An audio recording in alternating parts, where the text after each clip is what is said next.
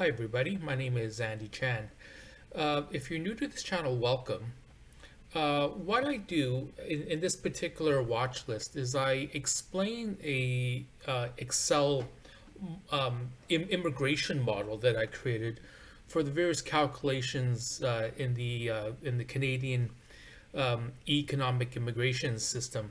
And so what I've included is that with one set of data entry, you can generate a bunch of reports for express entry, federal skilled worker, Canadian experience class, federal skilled trade, and what I've done is I'm including a lot of the provincial PNP calculations too. Obviously, this is geared towards other practitioners. So, if you're trying to immigrate to Canada, I would highly suggest that you seek out competent advice. If you look up, if you try to find an RCIC or an immigration lawyer that you're comfortable with. But anyways, in this particular video, what I'm going to discuss is the ONIP skilled trades nomination. And it's one of the 6 Ontario streams that I'm covering inside the model. So that if you enter in your age, your language scoring, your education, your work experience, and a few other questions that are for scoring for a particular program. If you key in all that, what the model does, it calculates all the various scoring inside there, so that you can generate one report for each particular stream. So I know I'm kind of talking a little quickly, but there's other videos on this channel. So if you look back, you'll see my approach, and basically I'm providing this file for free for other practitioners. So I don't try to change too much, but I have a Google Drive link in almost all my videos. But if you grab the later ones, it'll have the latest edits, and it'll contain the previous reports in there as well. And actually, sometimes I neglect to say that the model is in an Excel file. And let me just hop over there really quick. I'm kind of going about this a little out of order. But here's the model. And so for this particular video, I want to talk about Ontario. But if you right click and you have this little sub menu here, you click on unhide, you'll see the other programs that I've already included. So in this particular Excel file, I've got 3 other tabs, BC and 2 for Manitoba. So what I typically do is, just for cosmetic reasons, I typically try to hide the other programs that are already included in this particular version. And speaking of this particular version, this is my 3rd go around actually, and I'm doing it to validate another program that I'm trying to create. So anyways, let me just go back to the web page. Okay, and I'll describe which sections of the stream I'm including in the calculation. And luckily, this particular one is actually really quick to calculate.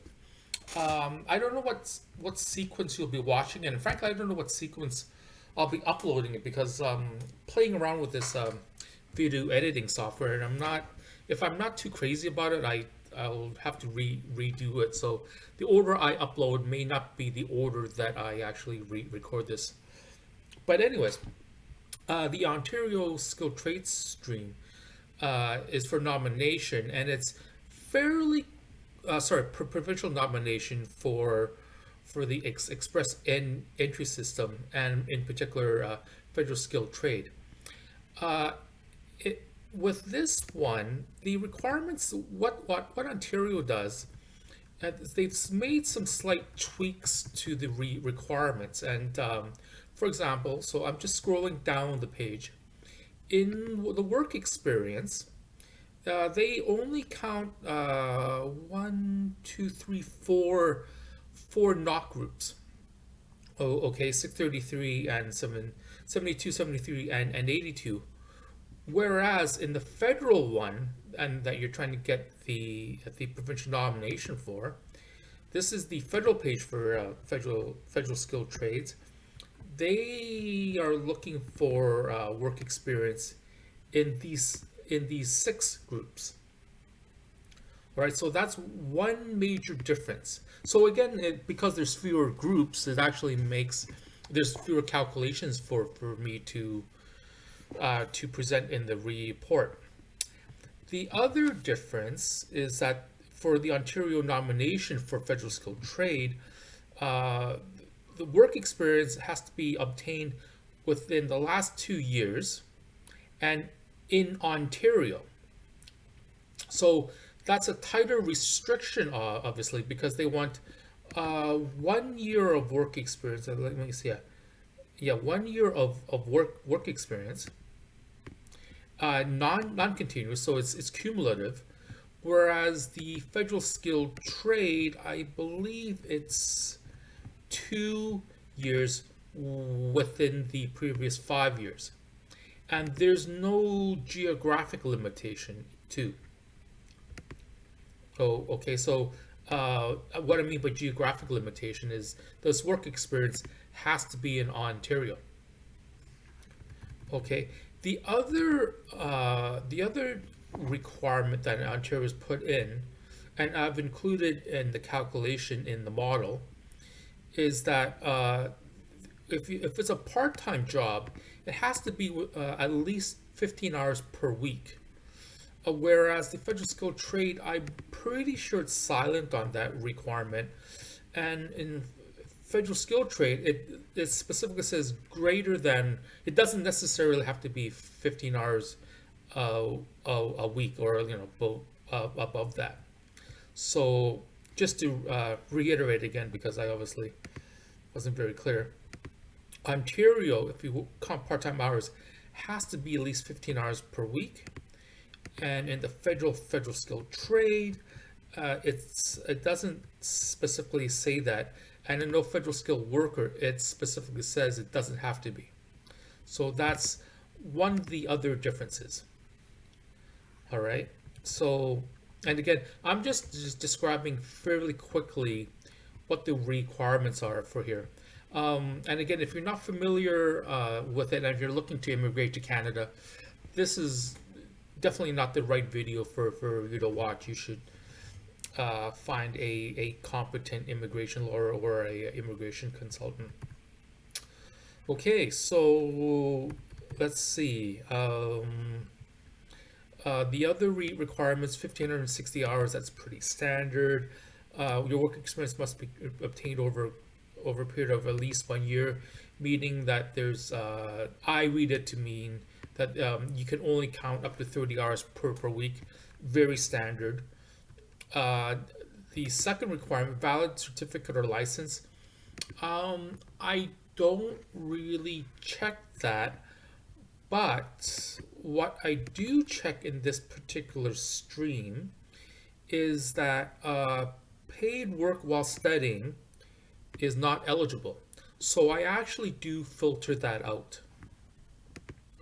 Oh, okay. So, and I have a column inside the work experience grid, which I'll show you in a second, to just as a flag to indicate whether that row of work should be counted. Because there are actually some programs where it will count your work experience if you are in Canada during a study permit, for example. Okay, a valid certificate or license, I don't really flag that in the model. Current resident status, don't really prompt for that. The language scoring, okay, this has been in the model from essentially since day one. So in this particular stream, it's looking for CLB5. So what the model does is that you can enter in your language scoring, and from there it'll calculate each of the CLB scores for reading, writing, listening, and speaking. Okay, so that takes care of that. And again, this particular stream, the calculations and the report that I created is fairly short. This was actually really easy to create. Uh, Settlement funds, I don't really have a prompt in this model indicating what your settlement funds, how much settlement funds that the person has. Although moving forward, I may put that in because obviously there are different settlement fund requirements based on the size of the family and and actually I think some provinces they have somewhat unique requirements too. Okay, intention to live in Ontario. This one I don't really check. Uh, frankly, I've already forgotten, but the one big, I guess, one big feature of this particular stream, and much like the federal stream, is that you don't need a job offer. So essentially, if you have the right amount of work experience in one of those knock groups within Ontario, it sounds like you can get your provincial nomination, and obviously that's worth quite a few points. So again, I'm covering the model covers the work experience. There's a data entry grid, uh, and the language scoring. So those for this particular stream, those are the two main items in the report, and that's what makes this stream so easy to create inside the model. Okay, so let me just jump over to the Excel model now. And again, if you're not familiar with the layout, please do check my other videos. Okay, let me get there. So here's the model. Yeah, the video recording software, sometimes it behaves a little strangely. I'm not exactly sure why. But anyways, here's the model. I've got a report for this particular stream in a tab called Ontario. So all these gray cells here are calculations. Okay, so here's a calculation for all the cumulative work hours that your client may have in knock group 72, and 73, 82, and 633. Okay, and then down here are references to the language scoring. And if you weren't aware, if you haven't seen my other videos, the gray cells means that it is a formula calculation, whereas I'm using a yellow background to indicate its data entry. So let me just jump right into it. This is the primary knock.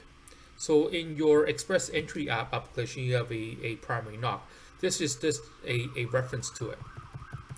These cells down here, so this is where I guess the magic happens per se. Here's a cell reference here back under this tab over here. And I'll just navigate there. Okay, so that particular cell reference for NUC 72 is pointing here. Now, I'm just gonna jump ahead and explain. Here's the grid. Here's a data entry area for work experience. You have the begin date, end date, the knock code, the number of hours worked per week, whether it's in Canada and the province.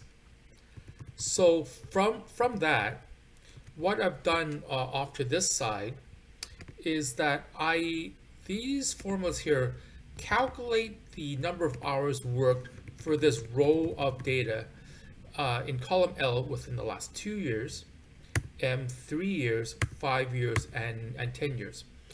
And the reason why I do that is that different programs have different criteria.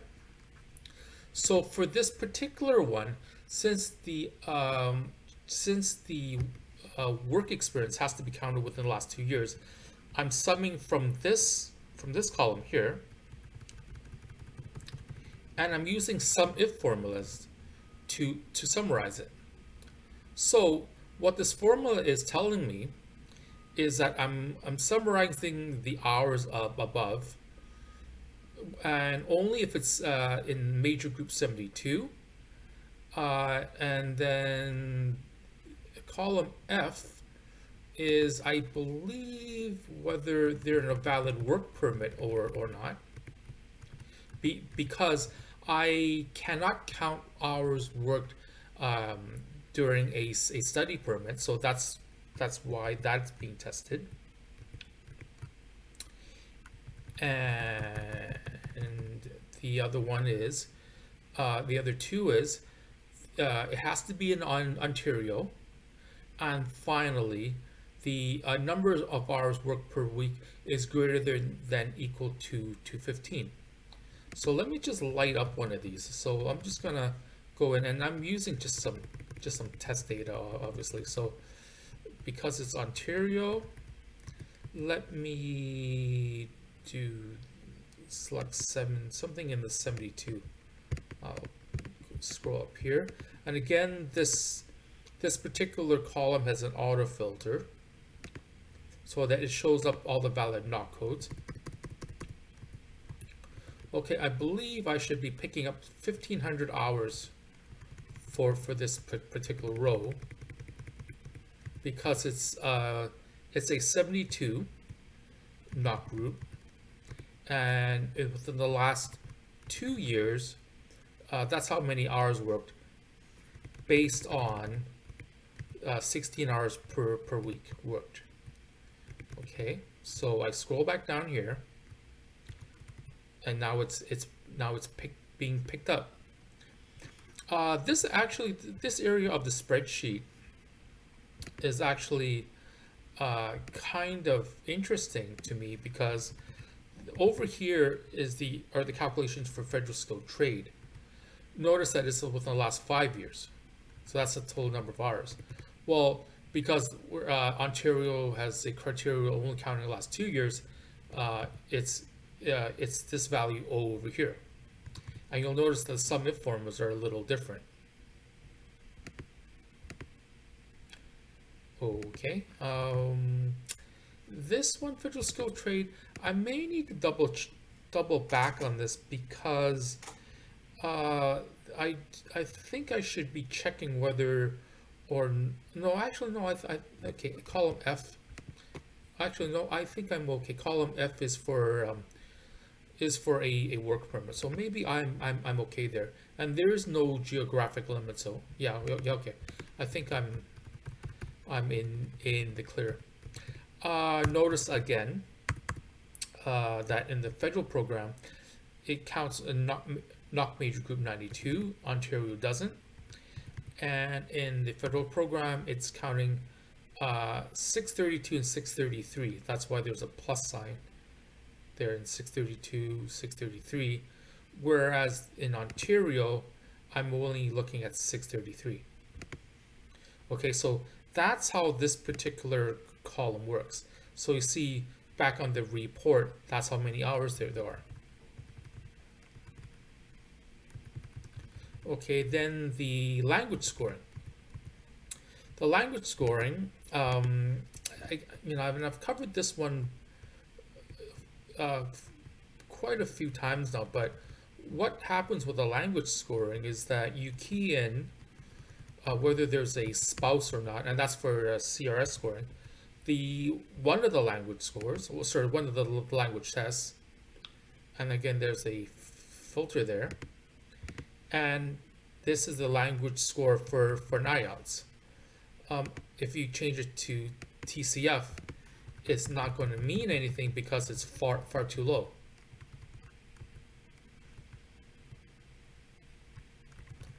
Okay. But if we go back to IELTS, then it's meaningful again. And here's a CLB. And it over on this report is just a cell reference to that CLB value. So yeah, that's basically it. This screen and this particular stream is fairly short. So let me just go to the slide deck now, and I'll do a quick summary of what I just did. Okay, so this video was about the Ontario Skilled Trade Stream. In the stream, it only allows 4 knock groups, whereas the federal one, there's a few more. It includes 632 and I think 92, if I'm not mistaken. The work experience has to be counted. Minimum 1 year cumulative work experience in the last 2 years has to be in Ontario, and part-time work has to be greater than or equal to 15 hours per week. Okay, how I go about doing that is I have a column here that only counts work of the last 2 years, and it is taking from the start date, end date, and the number of hours worked per week. And again, this column here is just how many hours, and then I have another bunch of cells below that, which filters out whether it's in Ontario or not, and whether it's greater than or equal to 15 hours per week. Okay, this is, yeah, oh yeah, I'm just highlighting the fact that this criteria here, the greater than or equal to 15, I'm checking the number of hours per week. That's the one powerful feature of the SUMIS formula. You can specify what you're aggregating and lots of different criteria to tell it the only aggregate based on this logic. Okay, and the last one is just an image of the report itself. Again, this one was really quick for me to do because I didn't really have to add any new types of data entry. All the data was already there. It's just a matter of me formatting a report and referencing the right cells. The only thing I did have to add is a column for work within the last 2 years. But otherwise, that was pretty much it. So anyways, thank you very much for watching. This is one of the 6 videos I'm doing for Ontario. I'll have a link in the description of this video. If you have any questions, please let me know. I'll be more than happy to try to answer it. Again, if you stumbled upon my video series and you're trying to immigrate to Canada, this is not the right video series for you to watch. I created this model when I was studying for my RCIC, and I did it as a study aid, and I realized moving forward this would be good for my practice too. And I thought, well, maybe some other people could use this as well, because I didn't really find anything out there, anything close to it. So anyways, thank you very much for your attention again, and yeah, thank you, and I'll see you soon. Bye.